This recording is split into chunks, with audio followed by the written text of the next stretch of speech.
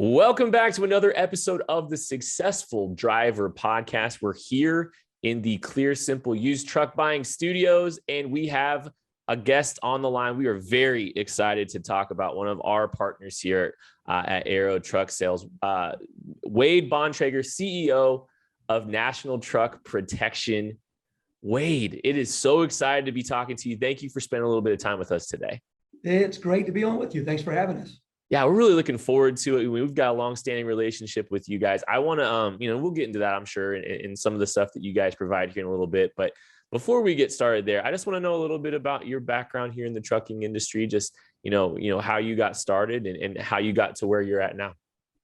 Sure. I've taken a bit of a roundabout route to get to where I am today. But my early career in trucking was a job at UPS.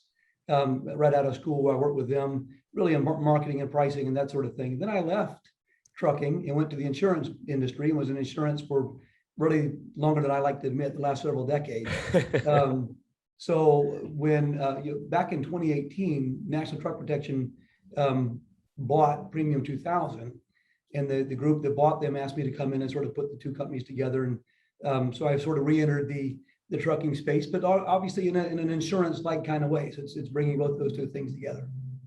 Wonderful. So we like to ask this question to everybody we talk to because we love to get the different perspectives from a variety of people, in this industry. And, that's why we try to ask a variety of, we try to get in different perspectives, as many different perspectives as we can, because we're trying to find out. And we want to ask you, what do you think makes a successful truck driver? Oh, it's a great question. A successful truck driver clearly is one that's got to stay on the road first and foremost. And obviously I'm looking at this from our angle as our perspective as a warranty company. It's hard to be successful if you're not running. So, successful drivers, they can range anywhere from somebody who's driving for a large, privately owned fleet to an independent owner operator driving on their own. But the key for all of them to be successful is obviously to have loads, but to stay on the road. And that's our goal, to help them stay on the road. Well, and I think, your ability to get back on the road quickly too has to kind of play into that as well, I would say, right? Absolutely. You had a podcast, this was several months back, with Todd Amon from ATBS, which I thought was a great podcast, by the way. And thank you. You asked him what causes truckers to fail. And his number one item, he said, was maintenance related to items. And he had great advice. You should be setting aside money to be able to take care of failures and breakdowns. And I think that was really sound advice. Clearly, we think we've got an even better way to do that, right? You can set aside money to cover some things. Some of these claims are really, really big. It's hard to have enough money set aside. And, we think going the warranty route is a great way to make sure that if you do have a failure with your vehicle, and it happens, right? These things run a lot of miles, they break down. Look, people are getting warranties on a brand new truck. Imagine what they need to have on a used truck. Right. So having a warranty there is really the right way to have peace of mind. We can't stop your truck from breaking down, although we do help people with making sure their maintenance is done right and all that sort of thing. But when it breaks down, our goal is, working with our network of service repair facilities, is to get you back on the road very, very quickly with as little money out of pocket as possible. Yeah, it's not if a truck breaks down, right? I mean, it's when. These are especially in our space, it's used vehicles. These are used commercial vehicles, and they still have productive business value, but I mean, they're gonna break down. That's just, that's the nature of the beast, right? That's right. You put something on the road for 125,000 miles a year, it's going to have issues. That was one of the things I had to get used to coming from. I spent most of my insurance career really on the car side. It was at General Motors and GMAC, and so very familiar with car insurance and car warranties.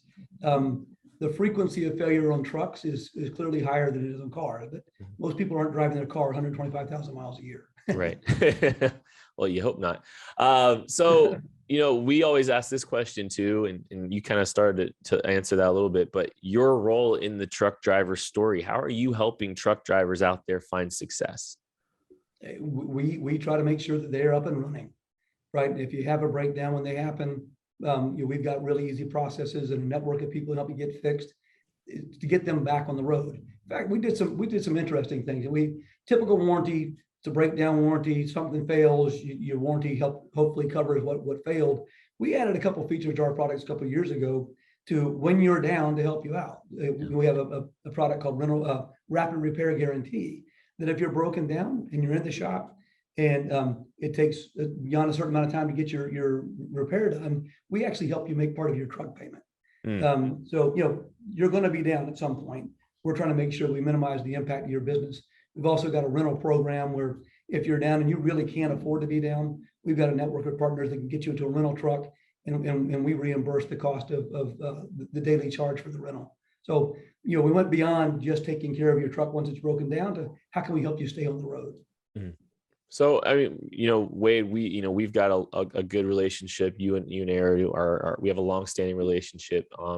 And we work with a lot of owner operators looking to buy used vehicles, obviously. And what kind of owner operators should be looking for aftermarket warranty, do you think?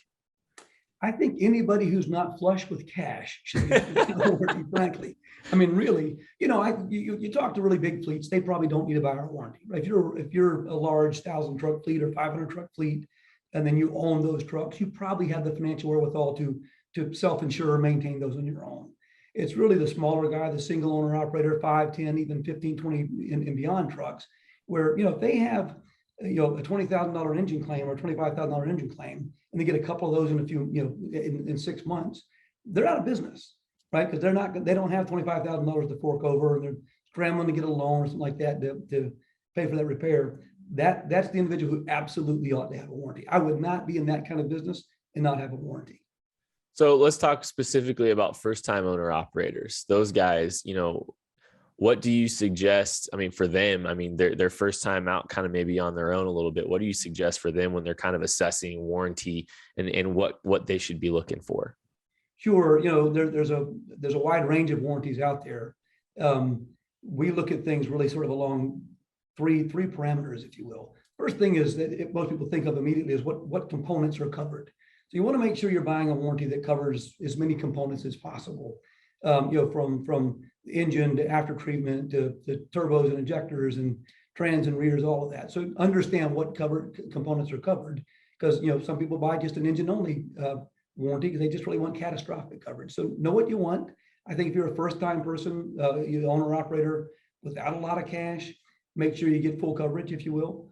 The second parameter really is the conditions that are applied to that coverage. For instance, is there a deductible? How does the warranty company handle pre-existing conditions? Progressive damage is a big issue. Part A fails and takes out part B. Make sure your warranty covers part A and B, not just part A. So those are the things you want to dig into. And then how long of a warranty do you need? The term seems pretty straightforward, but if you have a pretty good business and good cash flow already, maybe you only need to buy a year. If you're financing the truck, I'd suggest you buy the warranty to match the length of the loan. So those are the three parameters. What's getting covered? What are the conditions around it? And how long should you buy it? I'm a big believer in getting as much coverage as you can for as long as you can afford to get it. You said you had some insurance background. What's the difference between insurance and warranty? There's not a lot of difference. We are technically in most jurisdictions, we're not an insurance product. There are some places we are, parts of Canada, that sort of thing. We're actually writing on insurance paper, but so technically we're not insurance. Other than that, this thing walks and talks and quacks like an insurance doc. I mean, it is. The big difference is, most insurance is covering you in case you have an accident. We're covering you for mechanical breakdown. Other than that, it looks a lot like insurance. Well, all warranties aren't necessarily created equal. All warranty providers aren't, created equal, and not trying to disparage maybe, the rest of the industry, but also just, I'm curious from your perspective, there's homework to be done for any owner operator as they're, assessing warranty. And there's conversations that probably need to be had in a sales, in a sales office with a truck provider. What are the questions that you think an owner operator should be asking a salesman about warranty and making sure that they understand the coverage? Sure. The first thing is making sure you understand the coverage, right? It's too often we'll have a customer call us. They've got a problem with their truck, and we look at their contract and it's a failure that's not covered by their warranty. It's the horn or the mud flaps or something like that. They're not warrantable items. And like, well, they told me this was a bumper warranty. Like it's not, right? This is not a new truck OEM warranty. So the big question, make sure you look at the covered components and see what's covered, and make sure that's covering the things that generally fail. And that's what we've tried to accomplish with our products is, building a suite of products that really cover those things that fail, doing it very transparently. So, we want to make sure people know what's not covered as well. But our product's gotten pretty broad. So it covers, we've added things like comfort package that does cover things like the radio and the air conditioner and radiators, things that aren't normally covered by a warranty, but really understand what's covered and just as importantly, what's not covered. How valuable is transparency, do you think, in specifically in the warranty industry, but also just in the used truck industry itself? To me, it's one of the most important things that all of us should be striving toward. I told my guys when I got here, I took over the business about 3.5 years ago, and our industry doesn't necessarily have the best reputation. Now, to be fair, people don't generally like insurance type products anyhow. I had a CEO that told me years and years ago when I was a brand new wet behind the ears insurance guy, he said, the CEO said, you should find a different industry. I'm like, oh, really? He said, yeah. He said, listen, people never like you. They're either paying money and they never have a claim, so they felt like they paid money they didn't need to pay. Or worse yet, they do have a claim, they have a real problem. And when you're talking to them, their life's not going very well. So they're never going to like you regardless, right? So, being in the warranty business is very much like that, where it's not something that's warm and fuzzy. But I think we were sort of our own worst enemy in some ways as an industry as well. We had products that the coverage wasn't completely clear. There's gray areas in the contract. There's vagaries in the contract. There were things left out of coverage just because they were high failure items. I don't like that stuff. So when I got here 3.5 years ago, we had a very clear goal to design products that cover the things that fail. Be very clear to the customer, this is what's covered, this is what's not covered. And then also to really enhance our processes to make the claims process really seamless and really fast, get people back on the road. And that's, so it's transparency is number one. I told my claims team when I first got here, I want you to imagine that your mama went out and bought a truck and she had a claim and she called you. If you can't explain to mama why she doesn't have coverage, we're paying for that claim. If the contract was that vague, that's on us, not her. Now, our job is to make sure we have good contracts, but we want to get rid of the vagaries and the gray areas and be black and white on what's covered. So, this has been a crazy couple of years here in the United States and around the world with the pandemic, and it's forced companies to adjust, adapt in a lot of different ways.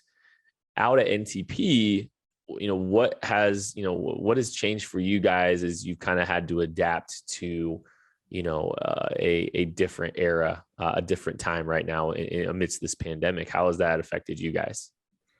It's not had a terrible impact on us. We have been in the office since June of last year. So, obviously the world shut down in March. Everybody went home. We were still doing business. We just had people working remotely. And trucks stayed on the road, right? So trucks are on the road. We were still wide open for business.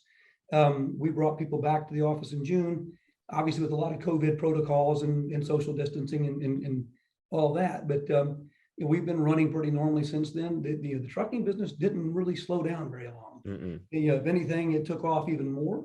Yep. The back half of last year, we were really, really busy, both selling trucks and handling claims. It's interesting. I think we saw for part of last year, sort of our customers sort of falling into two categories. One category was people that were on the road more than they'd ever been on the road, right? I mean, high demand hauling, whatever, toilet paper, yeah. Back then, and so those trucks were running more miles than ever. So we were seeing probably elevated claims from that group. There was another group that was sidelined, and they were on the road, off the road.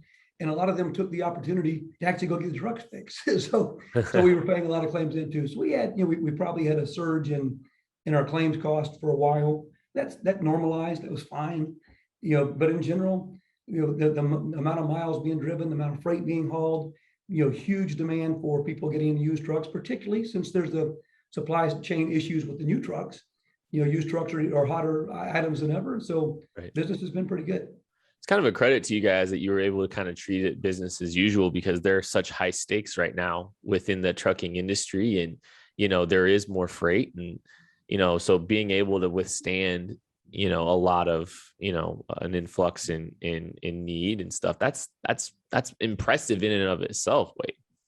Well, we were happy to be able to do it. Timing, not that there was ever good timing for a pandemic, but we had, since we merged the two companies, we spent a fair amount of money and time and effort to modernize our systems and our processes and products.